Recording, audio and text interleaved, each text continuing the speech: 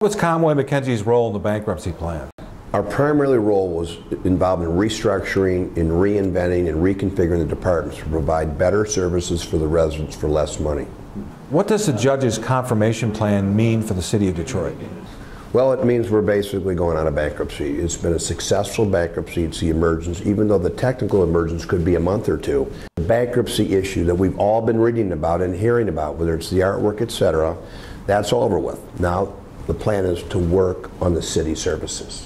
Where did your firm find the most inefficiencies or waste in Detroit city government? Well, a lot of inefficiencies caused by the lack of having proper updated assets, whether it's information technology, so you have an inefficient accounting system. You're getting the information late, or the fire trucks are too old, or the buses are too old and they're breaking down and it's costing more to repair them. Or the police cars. There's a lot of antiquated assets that were not invested in because of a lack of cash flow for many, many years.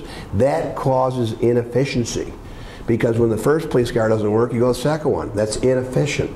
So we need to spend more money on the types of assets that will make the city more efficient.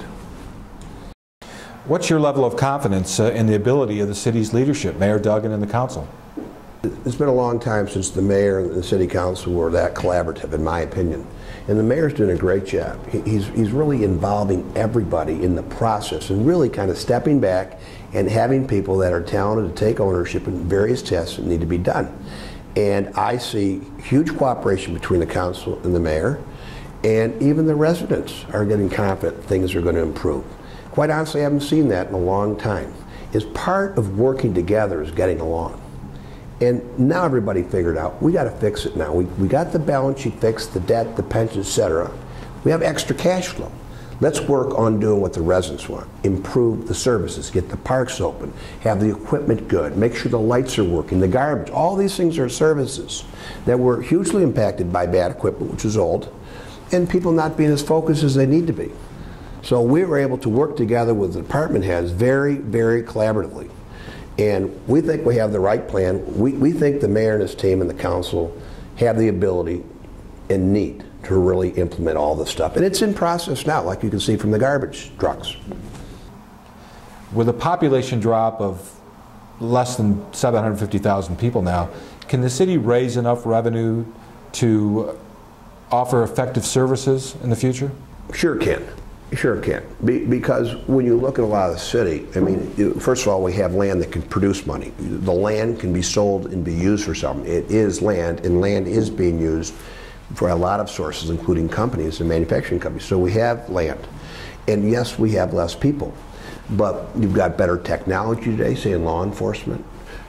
So you don't need all the things you had before. You need good technology, okay? And really, when you get into, say, information systems, as raw as they used to be, say, 40 years ago, they can be, once you fix them, they're pretty efficient, right? So a city this big can work. Now, there's others, look at it this way, there's other cities that size that work. Why should we have the car companies here, the biggest companies in the world? We do. We have a huge, huge industrial base here.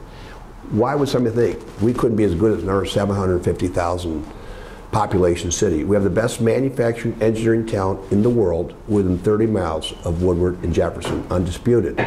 So we have things that a lot of cities don't have, undisputed manufacturing capital of the world right here, okay? These car companies are now making really good money, and they're our neighbors.